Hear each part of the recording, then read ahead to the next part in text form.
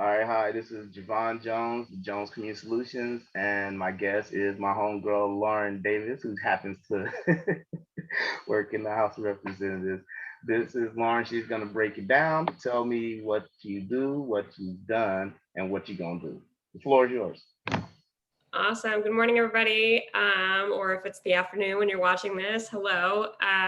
So my name is Lauren. I represent the 32nd Legislative District in Washington. So that's like North King County, a little bit of North Seattle shoreline, and then South Snohomish County. So Linwood, Edmonds, Woodway, that area.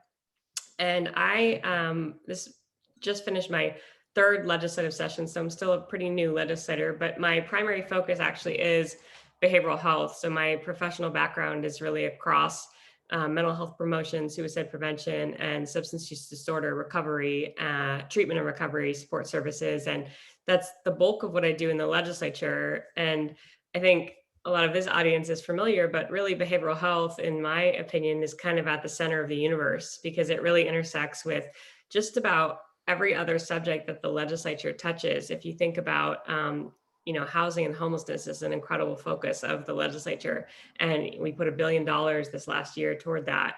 But and by no means are all people experiencing homelessness also living with a behavioral health challenge, but there's certainly a Venn diagram that overlaps between those two buckets.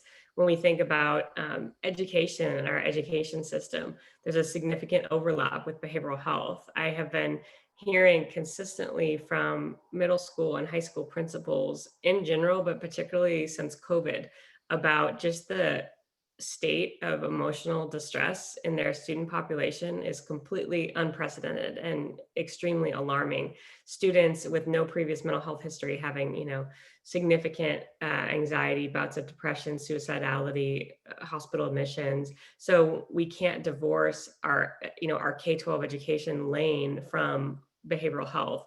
When we think about also kind of in the confines of education, student discipline, a lot of student discipline kind of violations are substance related, right? So a student is intoxicated at the high school football game or has, marijuana on their person at school. And what is the response of our education system to that child? Do we see that as a cry for help, or do we see that as, okay, now we're going to proceed with suspension and expulsion for this child who's clearly hurting? And how do we kind of reframe that?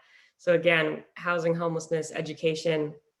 I do a lot of work. I serve on the House Public Safety Committee. And so our work looks at law enforcement as well as jails and prisons. And there is, of course, a significant overlap between the correctional system and behavioral health. If we think about who we incarcerate in this country, we incarcerate Black and brown people, and we incarcerate people with behavioral health challenges. And there's obviously overlap between those two as well. But that's the super majority of who ends up in custody in this country is people living with all sorts of behavioral health challenges and living with all sorts of trauma. And so there's a lot of conversation about, a lot of my work is around, we talk about the sequential intercept model. For anyone who's not familiar, it's sort of like all the different points that a person might come into contact with the criminal legal system. So everything from what they call intercept zero, so that's sort of in the community, to that first contact with law enforcement, to arrest, and then booking, and then jails, courts, arraignment, kind of the entire process all the way to sentencing. And in my dream world, we would have really robust behavioral health sort of off ramps. So off ramps from the criminal legal apparatus into the behavioral health treatment and recovery lane at every single one of those intercepts. And ideally you would divert people early and often and get them off that entire lane onto the behavioral health lane. But there are, some instances maybe where a person has committed, a crime that was significant against persons or property, where they may end up still stuck kind of in the criminal legal lane, and they're being sentenced, or they're going to prison or what have you. But even then, what interventions are we offering for people who are in our prisons? What meaningful ways are we attending to trauma? What meaningful ways are we attending to people's underlying mental health and substance use challenges. How are we meaningfully helping people re-enter society post-incarceration? And what opportunities are we creating for not diversion, I guess not diversion at that point, but therapeutic alternatives in the form of sentencing. So just as an example, this last year, my colleague, wonderful new colleague, Senator Tawana Nobles from the Tacoma area, passed this legislation to create a mental health sentencing alternative. So we used to only have DOSA, that I strongly object to the term offender, but it stands for Drug Offender Sentencing Alternative. And we didn't have an equivalent for mental health. So what if you committed a crime ostensibly because of an untreated mental health condition? So we now have that coming online. So that's kind of the criminal legal overlay. And then there's also, the last one I'll mention is just healthcare. So there's a lot of data to suggest that the majority of healthcare costs, it's sort of the 80-20 rule, like 20% of people on Medicaid account for 80% of the Medicaid costs. But if you look at those 20% of people who are very expensive in our healthcare system, and you really take a close look, you will find that the majority of those folks are living with mental health or substance use challenges. And that is contributing not just the cost of things like maybe emergency department visits or psychiatric hospitalizations, but also medical issues, because if someone is not well mental health wise, maybe they're not taking care of their body. And so there's this, it kind of builds on itself. So in so many ways, again, behavioral health is really, you can't get away from it. It's central to all of these different issues that the legislature deals with, and frankly, that we hear about as legislators from the general public. The K-12 education, or homelessness, or property crime, or public safety, or the cost of healthcare. And you cannot divorce behavioral health from any of those things. And if we actually invest and make significant strides in behavioral health, it will start to pay dividends across all of those different systems as well. So I'll pause there, Javon. I can yak, as you know, and see I, what. I, don't, I don't mind. Through my interviews, it turns into either a monologue or a dialogue. It either goes either way, but I love it. So I was just listening collectively to a lot of things, and you touched on like the K-12 issue, and that's something that I would like to talk a little further with, because we discussed, like, in the peer counseling world, like the models we train in, that my wife and I, we always feel like, that should be taught a lot earlier, and a lot of other individuals feel the same way. That should be, some of those models might be a little too advanced, but a lot of it can be understood. A lot of our kids are more advanced than we think, so we need to start. I agree with that. And then you touched on, like, the programming and off ramps, on ramps, things like that. But I've worked on a lot of diversion programs, and I'm working on one right now with another well, I'll just say, right now I'm working on a diversion program, and that's one of the main things that's challenging.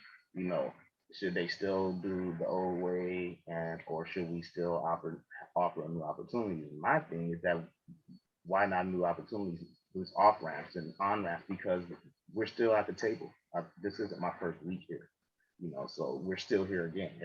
You try something every other year, we're back with it again. So I'm thinking we might want to change the steps you keep taking, and offer, like, new resources, new opportunities to new communities, because disproportionately the data shows who's failing, who's needing more support, and it's those Black and brown communities, and it's disproportionately offered in resources in their communities, or quality providers.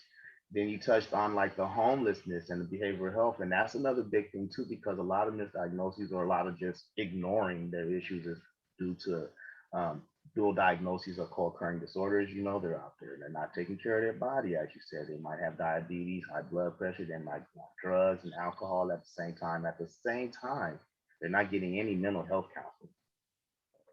You're needing behavioral health, and some of them need medication for that as well. Some of them need MAT, some medically assisted treatment, or SOR, state opioid train, something that they can use. And just handing out methadone, naloxone, Narcan, that's not really impactful, as far as I'm concerned. Mhm. Especially not in our Black and brown communities. That's definitely not just going to be perfect to help for anything at all. You have to worry about homelessness You see a lot of homelessness and not how you say in the black and brown communities. You see it like if you want to look at holistically, those tent cities are not in black and brown communities. They're like by the capitals and the buildings to make statements and be seen and not not heard. But you have the issues with NIMBY, the not in my backyard people, and the all of that stuff. So I hear that. What would you like to do, or what do you have in place for future to help those issues like the K through 12, the homeless population, and and maybe expanding more on the off ramps? Yeah, great questions. And just very engaging dialogue. So to start with K-12, one of the books that I read that was really, I've read it more than once, which is not most books have I gone back to, but it's called, and I'm sure you've heard of it, In the Realm of Hungry Ghosts by Gabor Mate. And he's an addiction medicine doc that worked in Vancouver's Lower East Side with people with a primary substance use disorder. And there's a ton of stuff in the book, but one thing that stuck with me particularly that really relates to young people is he talks about essentially there's sort of three components that taken together will produce or create an adolescent or adult who will experience substance use disorder. And those three things, he calls them, number one is a susceptible organism is the term that he uses. But essentially, I mean, thinking in biological terms, but that would be like someone with a high adverse childhood experience score, right? Someone who maybe has experienced a parent with substance use disorder, people who have factors that predispose them to be more likely to develop SUD. So that's susceptible organism. The second thing is the induction of an addictive substance, right? So there's an exposure at some point at a party or kids, in their own home, parent leaves alcohol or drugs out, whatever. And then the third one is stress. And it's those three taken together that kind of are that recipe that will create. We have lots of youth who experiment, right, who don't develop substance use disorder. So what's the difference there? And I would argue that in prevention, we spend a disproportionate amount of our time focused on prong two, which is the induction of the addictive substance.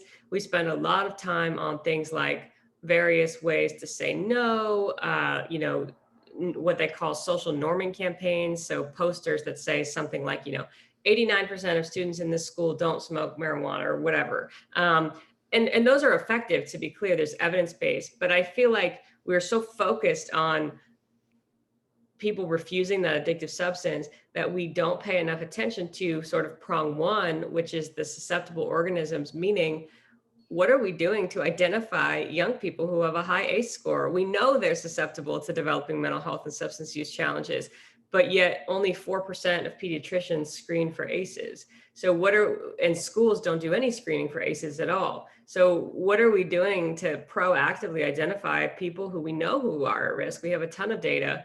And then the third piece is that stress component. So we do, when I was in school, which is getting to be an increasingly long time ago, I graduated from high school in 2005, but we learned a lot about, these are the symptoms of depression, this is the treatment, kind of about these different diagnoses. But what we didn't learn is what are 5 things I can do if I feel depressed today? What are 7 skills to regulate my, anxious thoughts or my anxious feelings?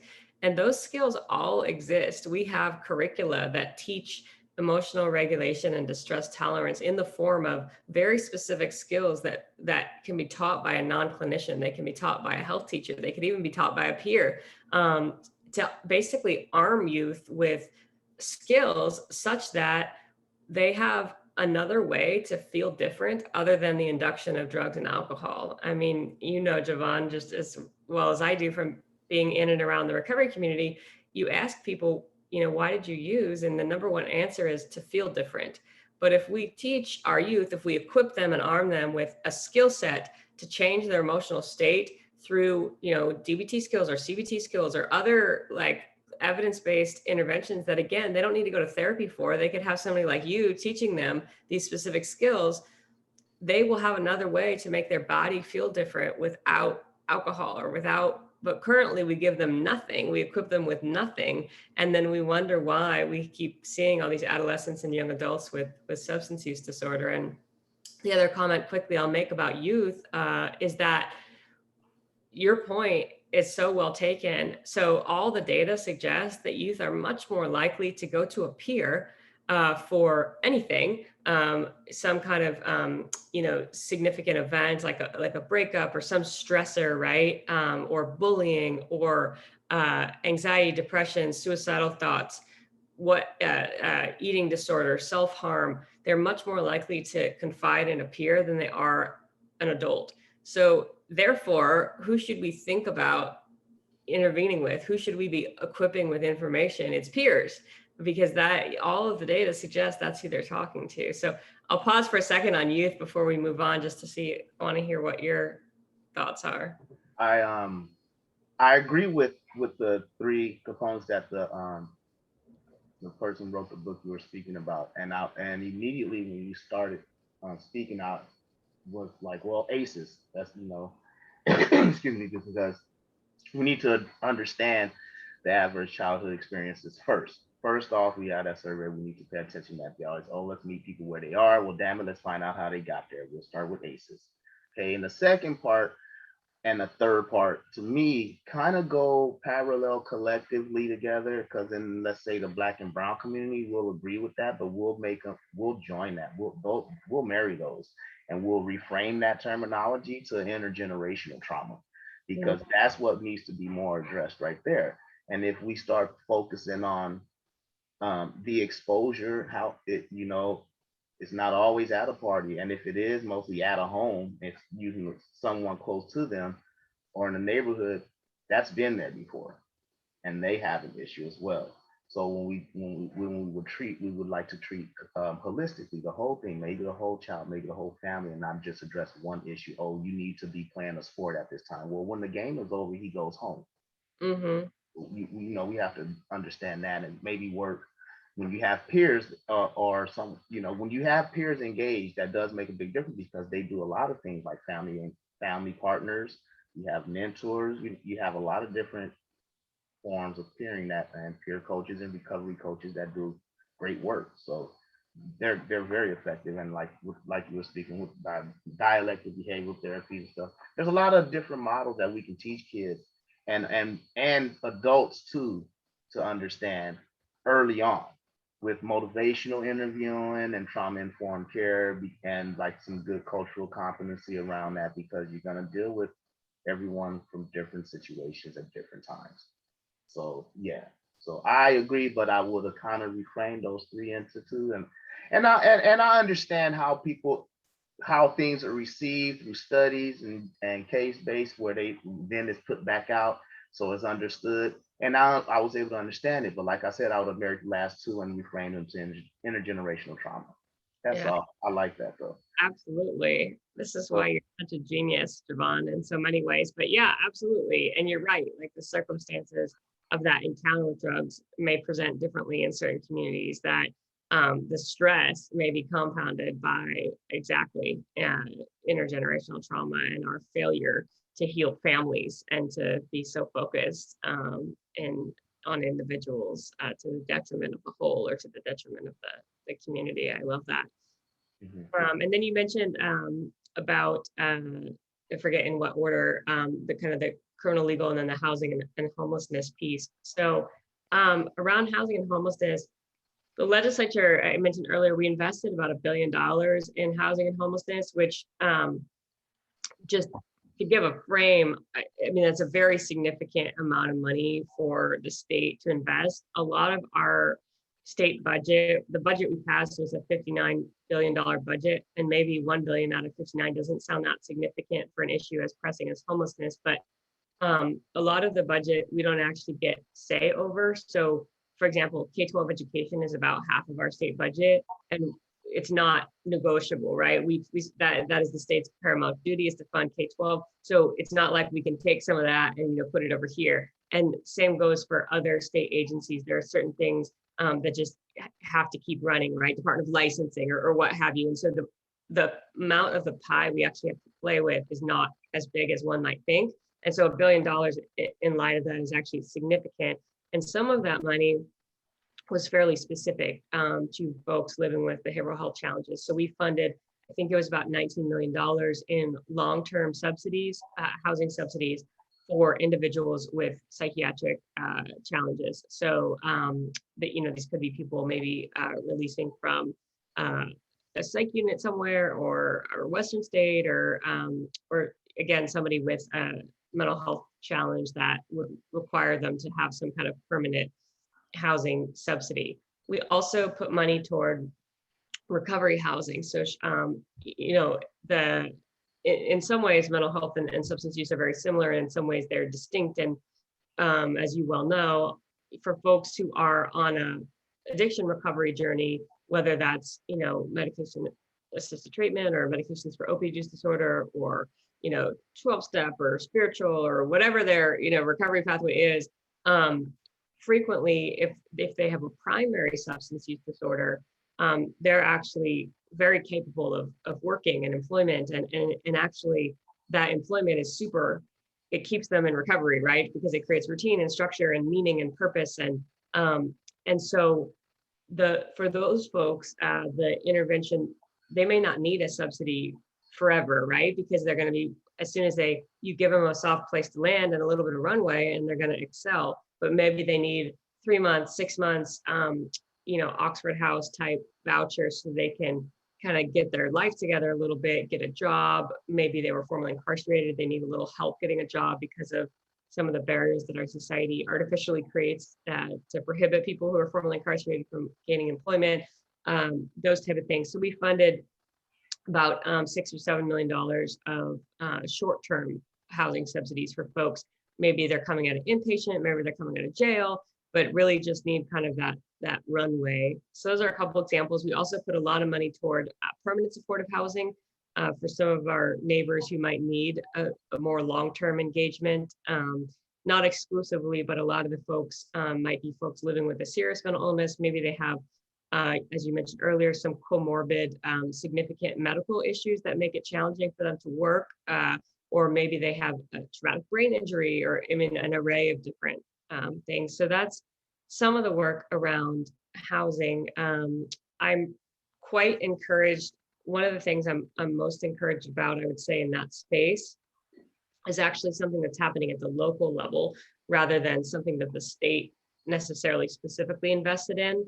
But there's a model in King County called Just Care, where they're basically working with they're going to encampments and they're offering people a place in a hotel, but it's not just like a random room here and there. They're taking up, the entire hotel with this population, and they have staff on site.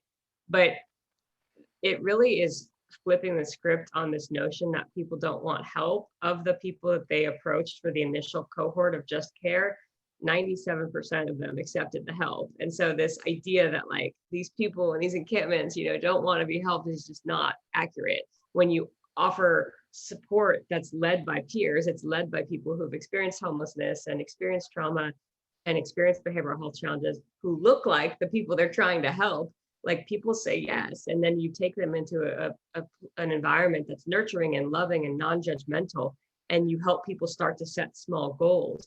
And some of they've been able to get people, move them on into longer term forms of housing. Just some of the anecdotal evidence that almost immediately the methamphetamine use drops off as soon as someone has a door to lock, right? As soon as they don't have to be up all night worried that someone's going to attack their person or attack their body, particularly women, all of a sudden they have less need for methamphetamine. And it's really that housing first model, but in a really like on steroids, in the sense that you're not waiting to construct a permanent supportive housing block that takes 2 or 3 years to create. You're actually buying up these hotels and moving people very immediately, pretty quickly through stabilization, and then then connecting the services, and then getting them into some, whatever is appropriate for them. If they're a veteran, maybe it's veterans housing, if, who knows? So again, I'll pause there on the housing stuff to see what your thoughts are. Uh, just two. I know, like in Kent and like around this is like North Central Avenue. They had the big hotel, and they had a big issue when they were moving the people in there, and they were like, uh, y'all putting all these people and sick people in the black and brown community. You have a lot of land on the north end you are ignoring. And that's just crazy. And they did it during a pandemic. And they're like, why are you putting them all in the black and brown communities with the homeless people and just sticking them in there when you got all this space up north? And I was like, damn, that's true. You know what? We should talk about that more. And then the other thing about the housing, and I kind of experienced it, pretty much did, um, when they start taking homeless people off the streets, families, individuals, they usually take women and children first. And that becomes white women first. And a lot of times they have a man, husband, boyfriend, significant other, partner, whatever, child's father, or they could be not just a partner, whatever they have. But that separates families. So when they take people off the street, they need to take them, not him or her. Take them. They're gonna come with their dog or cat. You can't say no pets allowed. That doesn't make sense. That I have so many clients over the years that stayed homeless because the housing would not allow them to take their down dog. That was just ridiculous to me. That they wouldn't allow that. It was not ridiculous. It was a very understanding to me that they wanted to have a pet. That's a companion animal, service animal. Someone were vets. That helped. So I understood that. Therapeutically, hands down. So my thing is the disparities of the picking and the choosing and the placement. A big concern of that. And I've watched how they'll separate families. The welfare system alone was developed and it was to help women if there was no man in the house. So that's still a form of that aid is welfare, and the way that is offered and received is still the same way. So they'll try to separate, hey, the man can defend for himself. They got a lot of men's shelters, and then the men, they shelters get closed down in the summer. I mean, that's ruthless, So yeah, and then it just kind of goes back to Pew studies with how they do it a lot to the disparities and to the black and brown community, and they separate the families, but then they have Pew studies that goes back decades that actually black men spend more time with their children, whether they're in the home or not, than any other race. So how does that happen? And they're homeless. You can't stop us. So whatever happens, so they need to start looking collectively, holistically, like I said once before. And then the disparity output. It's hard to say who you're gonna pick and choose. The city I live in is 63% white from the 2020 census. Okay, it's 9% black people out here, and that's not the homeless population. That doesn't represent that. And then when they start picking and choosing, they start picking and choosing representatives of the residential areas because where they place them. A lot of things are redlined in this city. The black and brown community is on a certain side of the highway, and the resources in the cities are certain places, and that's why you have a buildup of that homeless population in those areas, like I stated earlier, and not in the black and brown community, because that's where they only put the resources, and that's where the funding goes as well. So we need to start redirecting that to where it's practical. Just be real, it's practical. You don't send money all the way someplace all the time just because that's resources out there. Well, that's where you're only gonna have a pile up of people who need them. Right, exactly. Instead of, like I said once before, instead of always pulling people out the river and trying to save their life, you need to go upstream and figure out why they keep falling in. Okay, and let's be real with it. And that's just the bottom line. So that's why I stand at that next. Yeah. Oh, absolutely. I mean, it's the same thing. The point that you're making around black and brown communities kind of just getting disproportionately burdened with certain, certain types of programs that maybe some neighbors might be less favorable to in their community, and then being a resource deprived, though, as it relates to other social services that are direly needed. I mean, South King County on the whole forever has always been this vacuum of social services of all kinds that are, even though that's the area of greatest need. Yeah, I mean, and the same thing goes for, you know, potholes even, right? I mean, there's tons of studies that suggest that potholes in white neighborhoods are much will be more quick to get, you know, resolved or filled. And the reason is, you know, you got your white, you know, wealthy or retired people who have access to a computer, and are firing off emails or whatever to their account and copying the newspaper and raising a ruckus about this pothole. And maybe that's not the case, or maybe though it's different in some of our lower income communities where people are dealing with things like housing instability and they don't have time to be sitting on a computer researching their council members, and they're dealing with challenges in their day-to-day lives, and therefore those communities are neglected in terms of something as simple as potholes, let alone things like social services and human needs. So absolutely huge issues. And then the last topic you mentioned was the criminal legal work and kind of the way forward. I would say the biggest kind of thing that's happening in, well, there's two giant pieces of legislation that the legislature passed this year that I am hopeful will reduce the number of folks with behavioral health challenges who are touching our criminal legal system. And just super briefly, those two pieces of legislation, one of them was House Bill 1477, which was the 988 bill, which basically, for anyone, I know you're familiar, but for anyone who's not, creates this, you know, national number actually that will be operational in our state as well as of next summer. And it's a behavioral health emergency line. But the hope is that, you know, unfortunately, some folks who are calling 911 for a behavioral health emergency, they do end up incarcerated. And in some cases, they do end up killed. I mean, 1 in 4 police involved killings, it was a response to a behavioral health distress emergency in the first place. And so our hope is that through having a separate number that people, it's easy to remember, a child can remember 988. You know, most people don't know our crisis line numbers. Most people don't even know there is a crisis line, but people can remember 988. Okay, is that going to help us, you know, ideally then divert people away from the criminal legal system because they're actually getting into services instead. And then the second large intervention was the legislature's response to the State versus Blake decision about drug decriminalization. And that was Senate Bill 5476. And there was a lot in that bill that in terms of money for programs, I think will help. But the one that I wanted to highlight in particular is there was $45 million in that bill put toward what's called the Statewide Recovery Navigator Program, which is essentially replicating the LEAD model statewide. And the idea is that it's person-centered, peer-driven, staffed by people with lived experience, people who look like their community that they're serving, and they're doing all the work. I mean, all the work that you do, and in so many ways, that kind of like super nimble, grassroots, flexible, almost like guerrilla style street outreach, right? Like they're not clinicians, they're not, you know, so they're diagnosing people, they're meeting people where they are, they're understanding their motivations, their needs, their wants, their desires, they're building a relationship, and then they are connecting people to, we have a lot of resources, it's just that they're very, very difficult to navigate and access, and people don't know about them.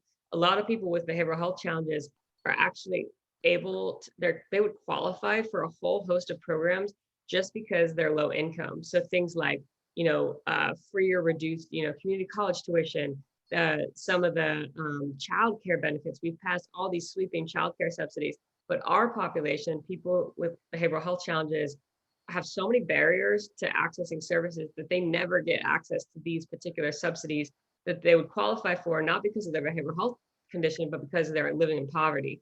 And how do we connect people to those programs? How do we help people problem solve? If somebody, you know, wants to get on, you know, buprenorphine or Suboxone, whatever, how do we solve transportation challenges? How do we solve, you know, all of these issues for that person and not leave them, right? So, and if there's a return to use, if somebody relapses, we need to have somebody that's that constant that they can always call and say, this happened, or this is going on, or hey, I need help quashing my warrant, or I need help with my case, my CPS challenge, and getting my child back from the child welfare system now that I'm in recovery. And the idea of this recovery navigator program is that This is somebody who is highly trained, who's going to stick with this individual no matter where they are on their recovery journey. And this program will accept referrals from all sources. So referrals, self-referral, family member referral, emergency department referral. If somebody comes in for an overdose or an abscess, it's voluntary, but hey, like, would you be interested in connecting with this person who can help you? And it's not coercive. It's not, we're not pushing, abstinence only. It's a harm reduction based model. And basically wherever that person's at, are you interested in, a syringe service program? Are you interested in, medications for opioid use disorder, housing? And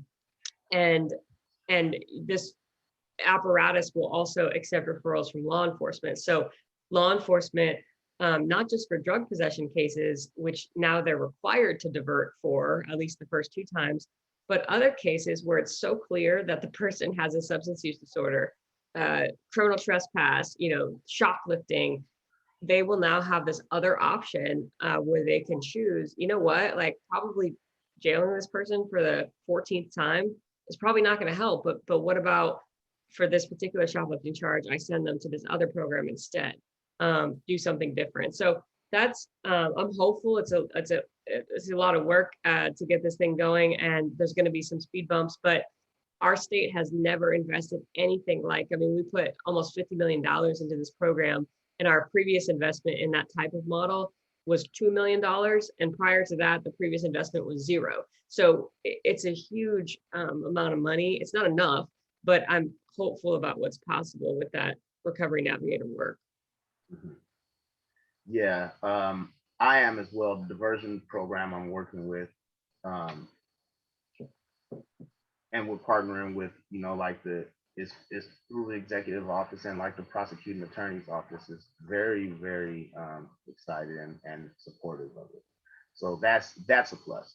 And I got a laundry list of new charges that are trying to be diverted because most of it is behavioral health and substance use, um, associated. So and it's like first time felons, but it's also offering opportunities for individuals to have a lot of things diverted, dismissed with the Blake law and the drug diversion court. That threw a tailspin into that one. I was watching the offices and I was in the chambers with judges really trying to figure that out that very day.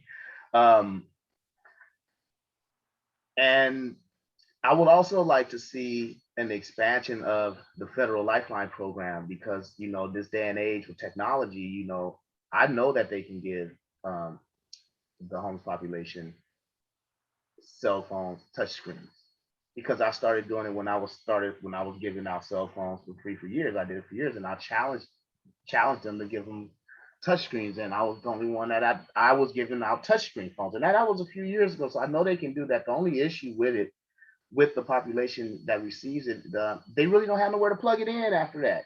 That's the big issue. But you said there's so many people that can qualify, and it's a lot of people that can qualify federally and statewide. Little do they know if they're not on Section 8 or food stamps or whatever have you, just by being 135% of the poverty level. So that's another qualifier that pretty much everybody can get in on. So I would like to see more of an expansion of that. But yeah, and more bills like the one you did with Ricky. What is tell the law? Ricky's law? Ricky's law, yeah. Yeah, you gotta help me make a Javon's law. Oh, we can do that. Yeah, what I want it to be about, all the times we got pulled over for them little pine cones in my window and get a pulled over ticket. For that? Yeah, I used to get pulled over all the time for that. It's called a distraction ticket. You can't have nothing hanging from your rearview mirror all the time, right? Stupid stuff like that. But I would always point out this old lady with a dog in her lap. I'm like, isn't that more dangerous than my pine cone? How is that? That sounds a lot more to me like driving while black versus, how many white people go to the car wash and they have their little air freshener thingy or whatever dangling down from, and their dog in their lap. Yeah. Exactly. And they're texting right on their. Yeah. And they're not listening to the song I'm listening to, not as loud as I am. No, anyway. It's been a pleasure. It's been such a pleasure, Lauren. We can do this all day, but I really look forward to working with you more. Oh, and another thing, when I said like population and disparity, like you also need someone to stand up for you in the legislative side, in the more political side, like at a ground floor level, like me. Like I was looking at running for city council, but what are my chances in a city that's 63% black? I mean, white. So I said, well, you know what? That is my chance. I'm gonna have to do something about it. So I always fight. I always stand up for my people. Yeah, no, absolutely. I can go off my legislator and be a regular person because I can't talk about campaigns in my legislative capacity, but to flip for a second to regular non-legislative Lauren, absolutely. So I would just offer you as your friend and supporter that we we have an amazing group now, have a Black Members Caucus. We have one um, Black member in the Senate, the senator that I mentioned, Senator Nobles, who passed that mental health sentencing alternative. And then in the House, we have quite a few Black members, and they, most of them represent districts that are minority Black and kind of similar to what you're describing, or even less. The one example I'd offer you just to give you some hope that like, no, it doesn't have to match at all for you to be elected there. So the 44th legislative district, which is like, I'll just say it's super white. It's like Lake Stevens and like part of Marysville. And I think they may go up into, I'm not sure if they go up into Arlington, Mill Creek. It's basically like that part of Snohomish County. It also includes the city of Snohomish, where there was like all the Proud Boys and that whole situation. So it's a very white and, you know, can lean conservative area. Their entire legislative delegation to the House of Representatives is two Black members, John Lovick and April Berg. So like that should tell you something. They elected them, right? And it's not only is it a majority white, like heavily majority white district, but it's actually a pretty purple district. It's not like flaming liberal at all. And still yet they, I mean, elected these like, you know, incredibly super well qualified, brilliant Black members as their delegation. So I would just offer that. Please don't let that deter you. No, no, it's never no. You know, nothing deters me. Yeah. And then you know what? That's part of my inspiration. You know, and to be fair with with the city, I moved here on purpose. You know, I moved here on purpose. And there's other places I could be right now, Mm-hmm. and they're pretty purple, I would say as well, and very welcoming, nothing wrong, and I love it, and they love me. So yeah, that's it. I'm gonna stop recording right now. I'm gonna stop recording, but I'm gonna stay your friend, okay? Okay. That sounds